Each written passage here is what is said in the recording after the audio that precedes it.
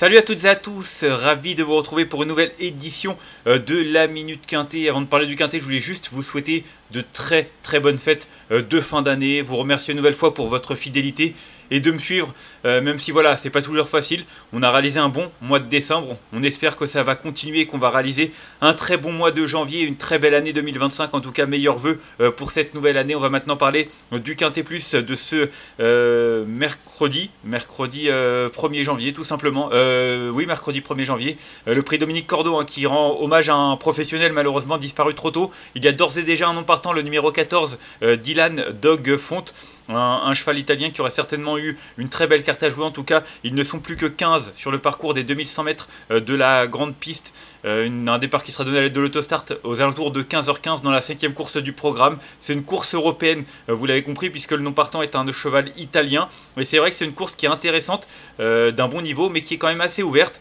En tout cas, je suis parti en première ligne avec mes premiers choix, notamment le numéro 6, Jabalpur, qui a été préparé pour cette compétition. C'est un cheval de qualité, il l'a prouvé à plusieurs reprises. Il reste sur 2 succès sur le parcours classique des 2700 mètres de la grande piste. Le dernier en date, c'était le 7 décembre dans un groupe 3 qui était vraiment bien composé.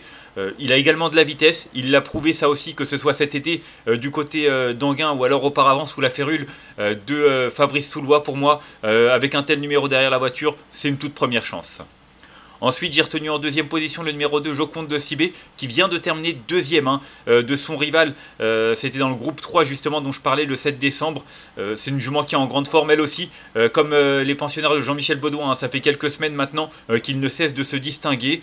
Cette jument est bien engagée également, elle défère des 4 pieds, elle sait aller vite, elle l'a prouvé auparavant dans une course du même genre derrière Working Class Hero. Non, pour moi elle a tout pour plaire et c'est également un très bon point d'appui. Ensuite, en troisième position, j'ai retenu le numéro 13. Il s'agit de Edgar Savin, un cheval qui a réalisé une très belle année 2024. Irréprochable, toujours dans les 4 premiers. Il a réalisé vraiment de très bonnes performances, gagné même dans des lots très bien composés, notamment le 20 juillet où il remportait un groupe 3, le prix de Milan, une épreuve pour 4 ans qui est toujours très convoitée. En tout cas, il a la qualité suffisante pour jouer les premiers rôles malgré son numéro en seconde ligne et défaire des 4 pieds. Je pense qu'on est en droit d'en attendre un très bon classement. C'est pour moi également une très bonne base au départ de ce quintet. Ensuite, en 4e position, j'ai retenu le numéro 3, Dea Sprint Bar, une jument qui est irréprochable. On l'a connu sous la férule de Louis Baudron, c'est toujours la casaque de Louis Baudron, mais c'est Alessandro Gocciadoro qui s'en occupe depuis maintenant un bon moment. Et c'est vrai qu'elle reste sur 5 victoires lors de 6 dernières tentatives pour une 2e place. Franchement, il n'y a pas grand chose à acheter, elle a de la vitesse, elle a fait ses preuves sur ce parcours, et c'est vrai que pour son retour sur notre sol, elle découvre un bel engagement, déféré des 4 pieds, associé à Mathieu Abrivard. Pour moi, c'est également une concurrente qui mérite un très large crédit. Ensuite, en 5e position, j'ai retenu le 7, Caviarissime, qui vient de réaliser une très belle sortie au trot monté. D'ailleurs, je crois que c'était ses débuts au trot monté. Ouais, c'est ça. 3e d'une épreuve de groupe 1, quand même, derrière Califlandia et Capola de l'Épine. Il a également des références à faire valoir au plus haut niveau à l'attelage. Il a de la vitesse. Il a déjà trotté une 10 et fraction sur ce parcours. Déféré des antérieurs, associé à Mathieu Mottier, l'homme du meeting, en tout cas depuis le début. Pour moi, c'est également un concurrent qui mérite qu'on se penche sur sa candidature. Ensuite, j'ai retenu en 6e position l'As. Il s'agit de Keen Winner, peut-être l'une des meilleures en valeur pure. Maintenant, elle a couru à 3 reprises avec ce mode de départ, elle n'a jamais fait l'arrivée. C'est le seul petit bémol. Que ce soit 2100 mètres à Vincennes ou 2150 mètres à Anguin, elle n'a jamais pu faire mieux que 8e, ce qui est assez moyen. Maintenant, elle a quand même des références à faire valoir. Elle a terminé 4e du critérium des 4 ans. Mais voilà, il y a du pour, il y a du contre. En théorie, elle a une belle carte à jouer. En pratique, j'ai quand même besoin d'être rassuré.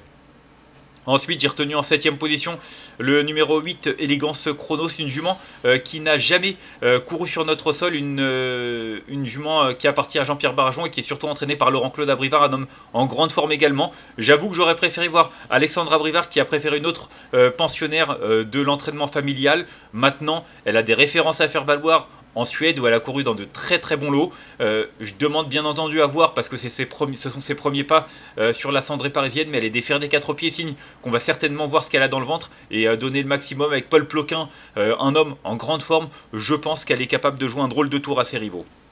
Et enfin en 8ème position j'ai retenu le numéro 11, Immortal Dog, qui vient de terminer 4ème d'un groupe 2 tout simplement. Il descend de catégorie. Maintenant ses débuts sur la Centrée Parisienne étaient sur ce parcours. C'était pas extraordinaire, c'était pas si mal que cela. On fait appel à Johan Le Bourgeois, un homme qui n'a pas son pareil pour prendre les devants, même si ce cheval n'a qu'un numéro derrière en seconde ligne derrière la voiture. Je vais y arriver. Je préfère m'en méfier parce qu'avec un tel pilote, je pense qu'il est capable d'un coup d'éclat. Mais voilà, je demande quand même à voir sur ce parcours, même si il a des références à faire valoir, comme le prouve sa dernière tentative. Et enfin en cas de non partant, j'ai retenu le 10, Quelle Beauté. J'ai longtemps hésité avec le 9, Coral, Koger, mais ce numéro 10, Quelle Beauté, c'est un peu tout ou rien. Hein. On le voit à ses performances, distancé, 7ème, distancé, 15ème, distancé, 2ème, distancé, distancé. Honnêtement, quand on voit la musique, ça fait un petit peu peur. Maintenant, comme je l'ai dit, Alexandra Weaver a choisi une autre pensionnaire de l'entraînement familial. C'est signe qu'elle est certainement en forme. Elle est déférée des postérieurs cette fois-ci. Peut-être que ça va lui permettre de rester un peu plus dans les bonnes allures. J'en sais rien, mais en tout cas, si elle se montre sage, quoi qu'il en soit, elle est capable de fournir une bonne valeur. Mais ce sera, comme je l'ai dit, une question de bon vouloir. On va faire un petit récapitulatif de ma sélection avec le 6 que j'ai retenu devant le 2, le 13, le 3, le 7, l'As, le 8 et le 11. Et en cas de non partant, le numéro 10, n'oubliez pas le 14 et donc non partant. En conseil de jeu pour moi, 6, 2, 13, ce sont vraiment 3 bonnes bases.